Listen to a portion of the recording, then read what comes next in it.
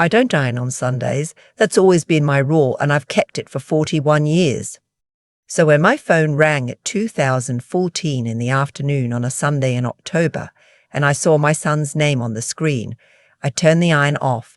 I'd broken my own rule that morning for a blouse I wanted to wear to church, and I sat down in the chair by the window before I answered. Something in my chest already knew. "Hey, Mum." His voice was careful, the way you talk to someone standing near the edge of something.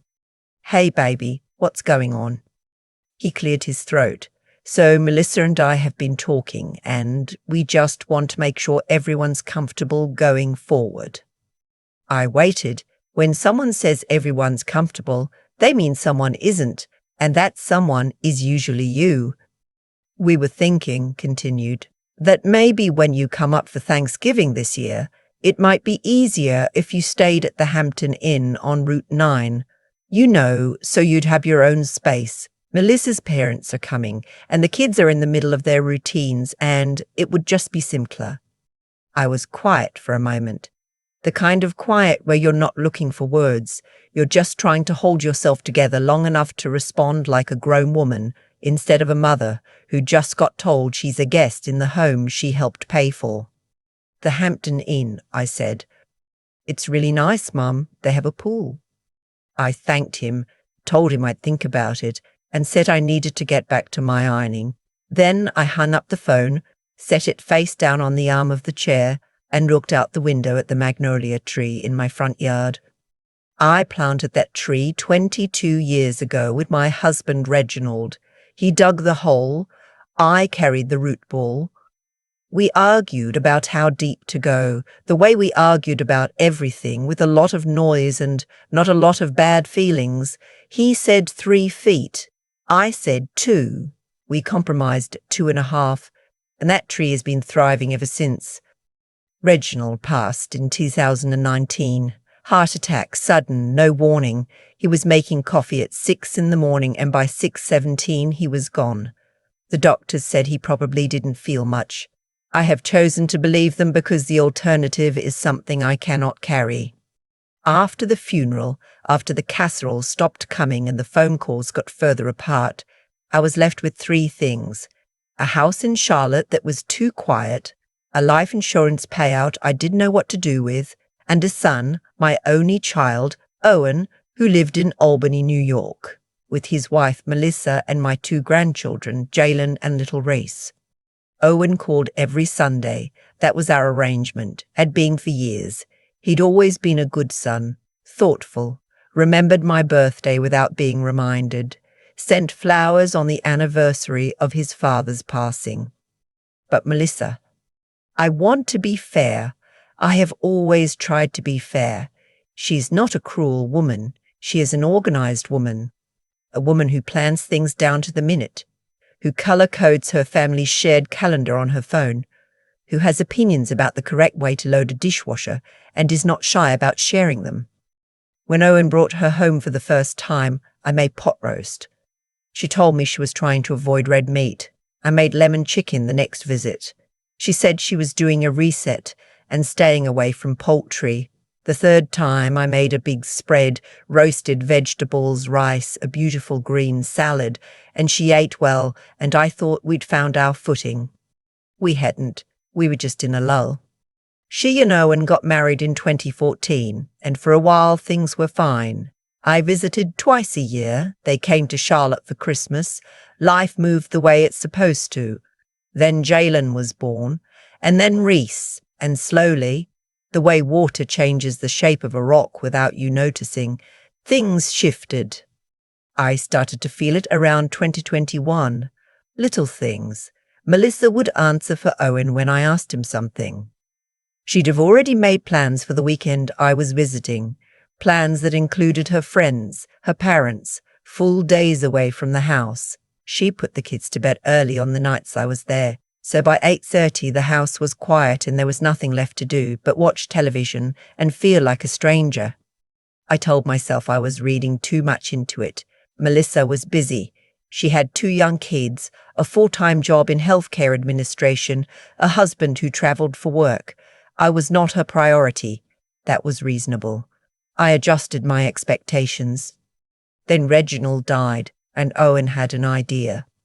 He called me about 6 weeks after the funeral, said he and Melissa had been talking, said they'd found a beautiful 3-bedroom condo in Albany, 12 minutes from their house, brand new building, parking included. Said if I used some of Reginald's life insurance money for the down payment, I could move up there, be close to the grandchildren, not be alone in Charlotte, rattling around in a house full of memories. I want to tell you that I thought it through carefully. I want to tell you I asked hard questions and considered it from every angle. The truth is, I had just buried my husband of 34 years, and my son was telling me my grandchildren needed me, and I said yes before he finished the sentence. $63,000 for the down payment. That was my portion. Owen said he and Melissa would help with the monthly maintenance once I was settled. Since I was moving away from my own community, leaving my church, leaving my garden club, leaving the neighborhood where I had lived for 2 decades.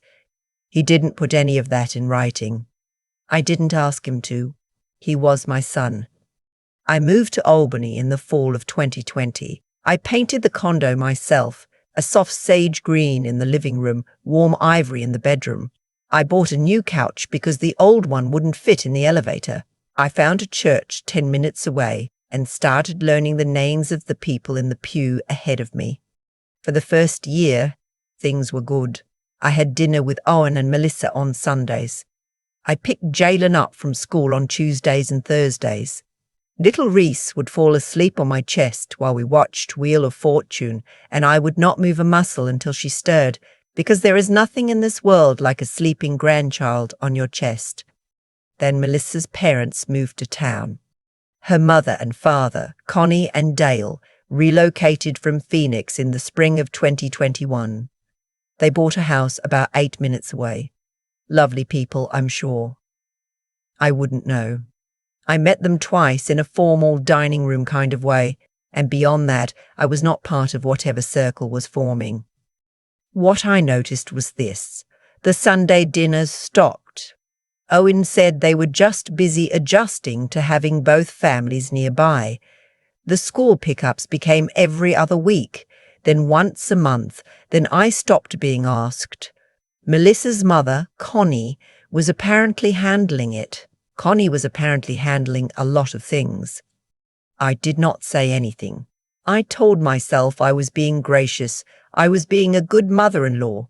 I was not one of those women who created problems and made her son choose.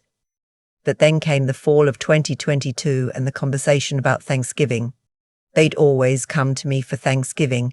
Even when Owen and Melissa were first married, we'd alternated, 1 year Albany, 1 year Charlotte. But after I moved north, the assumption was that I'd host or we'd all be together. I had already bought a new dining table that seated 8. I had already found a turkey supplier at the farmer's market. I had planned the entire menu. In August, Melissa sent me a text, not a call, a text, that said they were going to be doing Thanksgiving with her family this year at Connie and Dale's house, and she hoped I understood. And of course I was welcome to join, but it would be a full house. Of course I was welcome to join, like a neighbour. Like someone from the office who happened to be free that day. I texted Bet that I appreciated her letting me know. That was the last Thanksgiving I spent quietly. I won't tell you I handled the next year and a half with grace, because that would not be the full truth. There were moments where I called Owen and said things I had to apologize for later.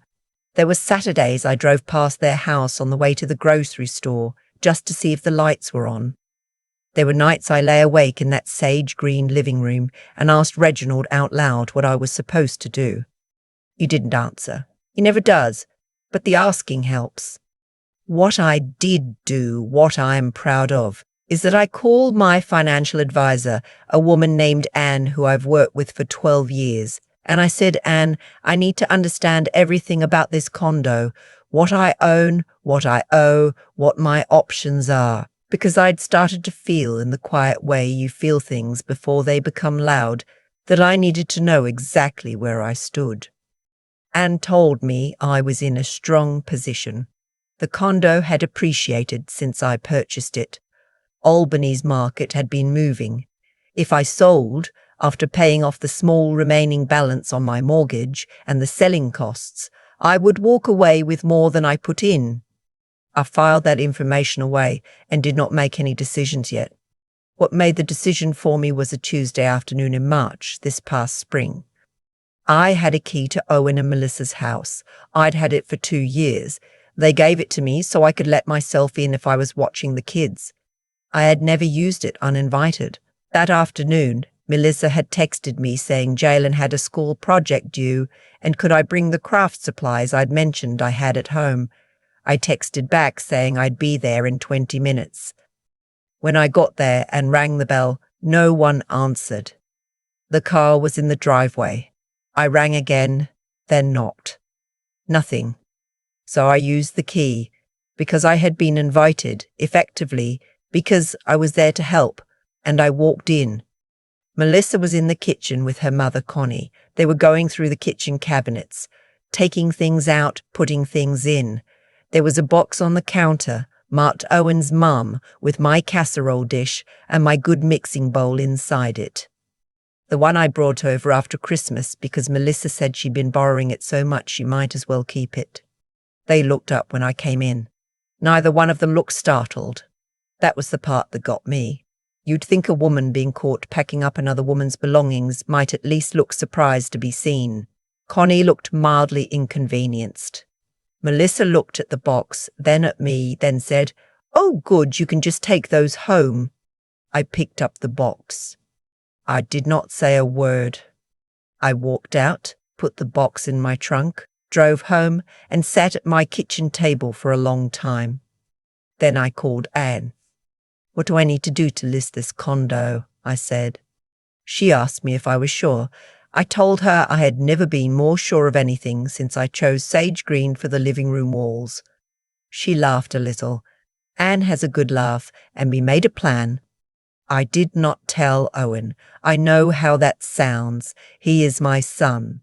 But I had watched my son for 3 years not tell me things, not tell me the Sunday dinners were stopping, not tell me Connie would be doing the school pickups, not tell me Connie would be doing the school pickups, not tell me there was a box in his kitchen with my name on it. I had been receiving information after the fact for so long that I decided, just this once, to hold something to myself until I was ready. I listed the condo in April. It sold in 9 days. I won't tell you exactly what I made, but I will tell you it was enough to make my chest feel lighter than it had in a very long time. The week before closing, I called Owen. He answered on the second ring, his voice still that careful tone he'd been using with me for months, the one that said, "Please, don't make this complicated." "I sold the condo," I said. Silence. "Mom." "I sold it, Owen. It closes on the 14th. I've already arranged movers. I'm going home to Charlotte." "What, you can't just?" "I can," I said. "It's my name on the deed. It was my money that bought it, and I am going home." More silence. Then, "Melissa is going to."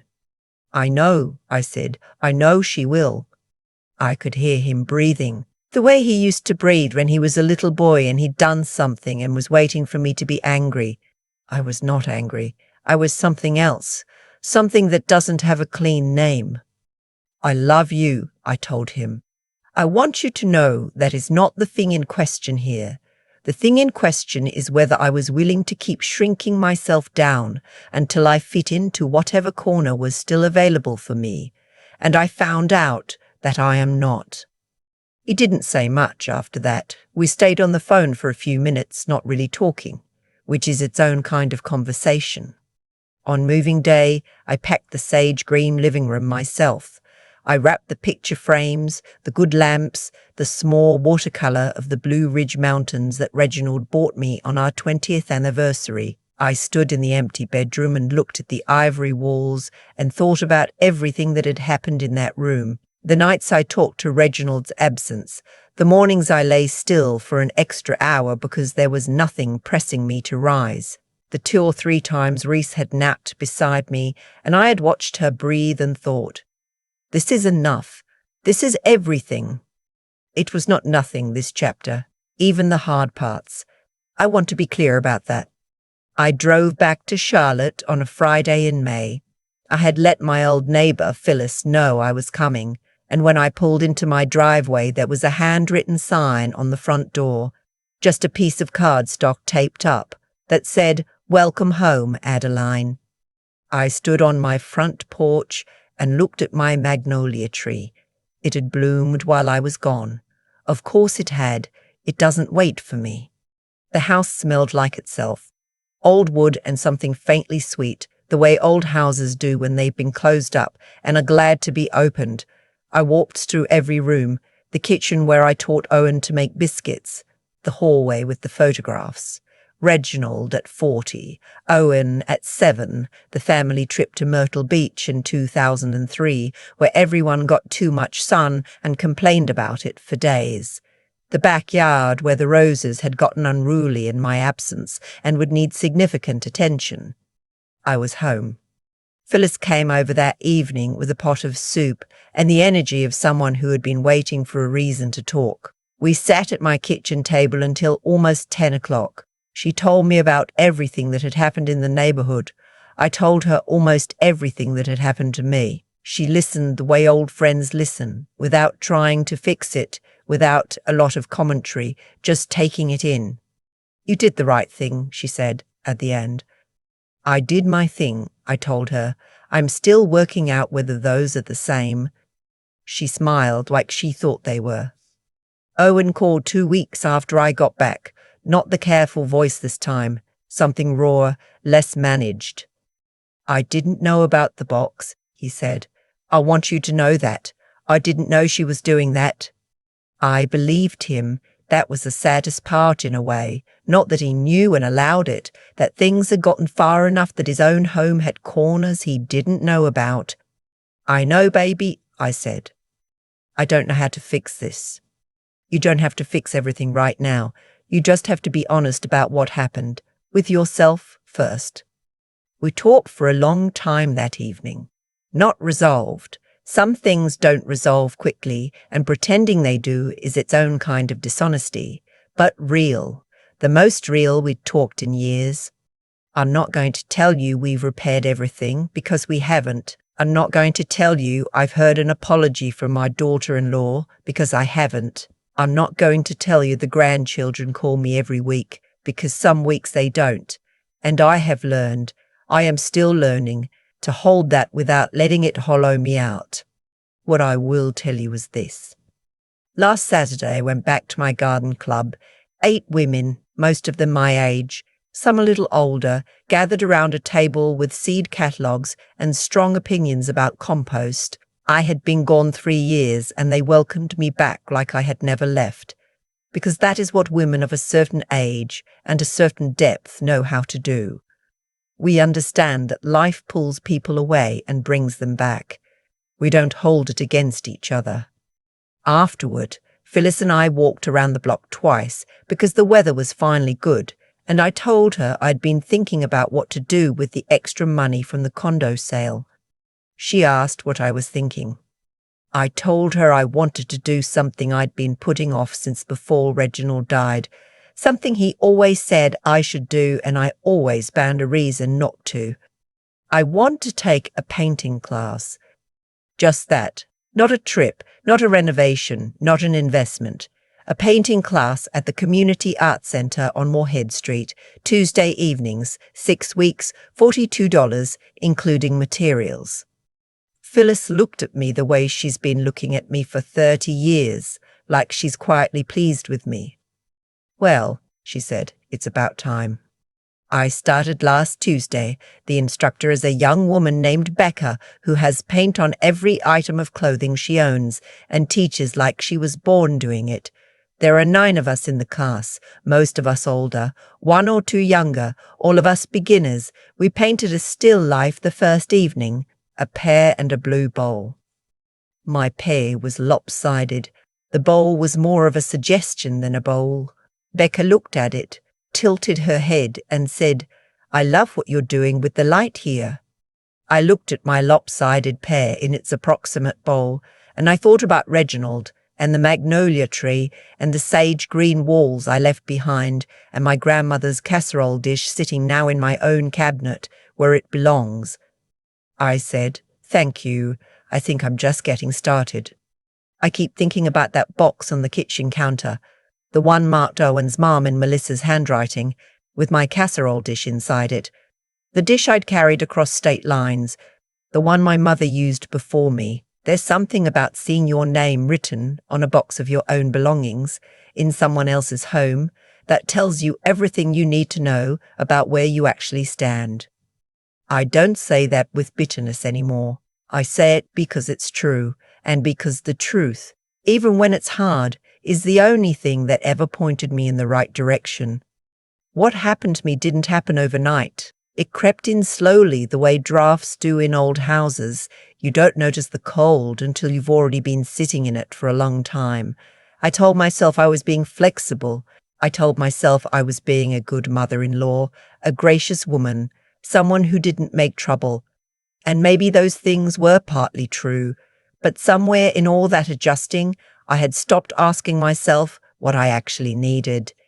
I had traded my own clarity for the comfort of not causing conflict. That's not virtue, that's avoidance wearing virtue's clothes.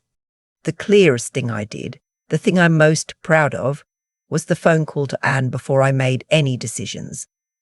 Not reacting in the moment, not driving away angry and calling Owen from a parking lot.